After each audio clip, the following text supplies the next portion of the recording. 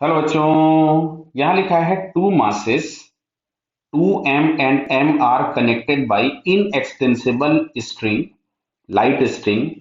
The string passes over a light frictionless pulley. The mass m is resting on the surface and 2m is resting on the surface and mass small m is hanging as shown in the figure.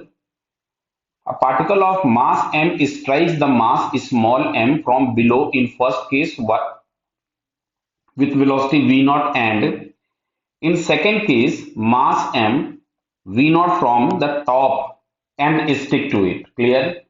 तो इसमें theoretical question ही है शायद ये options. तो लिखा है the conservation of linear momentum can be applied in both the cases just before and just after collision. देखो, अगर यहाँ पे ये लिखा होता पूरा सिस्टम मतलब m, m और ये 2m तो ये स्टेटमेंट सही होता. लेकिन यहाँ पे जैसे कोलिजन अभी हमारे पास किसका हो रहा केवल स्मॉल m और इसका इस वाले ब्लॉक का.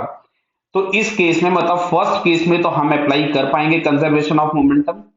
सेकंड केस में हम इसलिए नहीं अप्लाई कर पाएंगे क्योंकि यहाँ पे एक टेंशन एक्ट हो जाएगा इन दोनों के लिए जो कि इंपल्सिव होगा. तो in first case conservation of momentum लगा सकते हैं किसके लिए स्मॉल एम और कैपिटल एम के. स्मॉल एम मतलब इस बॉल दोनों ही स्मॉल एम दिए इसलिए बोलने में बॉल और ब्लॉक के बीच में.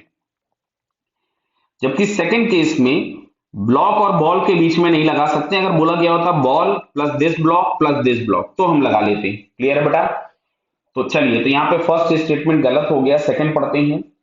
The conservation of linear momentum can be applied in first case but not in the second case just before and just after collision. तो सेकंड वाला स्टेटमेंट सही बिकॉज कोलिजन हो रहा है केवल इस बॉल और ब्लॉक का. क्लियर? अब थर्ड लिखा हुआ है और फोर्थ में लिखा है the ratio of am just after collision. तो देखिए अब यहां पे अगर हम बात करते हैं फर्स्ट केस की तो फर्स्ट वाले केस में हम लोगों के पास मिलेगा m इंटू वी नॉट दोनों स्टिक कर गए तो 2m इंटू वी. तो फर्स्ट केस में जो v1 आ रहा है that is v nought by two. अच्छा सेकंड केस में हम बात करें तो हम यहां से लिखेंगे m into V nought is equals to अब इस सारे मासेस की स्पीड सेम हो जाएगी तो अल्टीमेटली आपके पास हो जाएगा m plus 2m into V two. तो V2 जो हम लोगों के पास मिलेगा that is V nought by 4. तो बोला गया है ratio of velocities of mass just after collision in first and second case मतलब आपसे वो पूछ रहा है V1 अपॉन V2.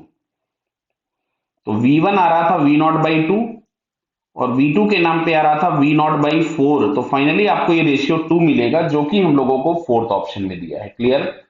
इस क्वेश्चन में हम लोगों के पास सेकंड एंड फोर्थ ये दो ऑप्शंस करेक्ट हो जाते हैं. क्लियर बेटा? Okay, all the best.